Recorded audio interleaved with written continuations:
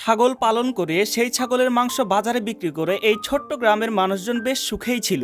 কিন্তু হঠাৎ করে বন থেকে আসা এক দানব আকৃতির ঈগল পাখির চোখ পড়ে এই ছাগলগুলোর উপর। প্রথম দিন ঈগলটা এই ছাগলগুলোকে দেখে বাসায় ফিরে যায়। পরের দিন সকালে আলো ফোটার আগেই সেই ঈগলটা সেই গ্রামের মধ্যে ঢুকে পড়ে। অনেক খোঁজাখুঁজির পরও সে ছাগলগুলোকে খুঁজে না পেয়ে আবার সে তার বাসায় ফিরে যায়। পরদিন বিকেল বেলা সেই ছোট্ট গ্রামে এই দুষ্ট ঈগল আবার প্রবেশ করে আর সেই ছাগলগুলোকে রাস্তার পাশে বাঁধা অবস্থায় দেখে তাদের উপর আক্রমণ করে বসে।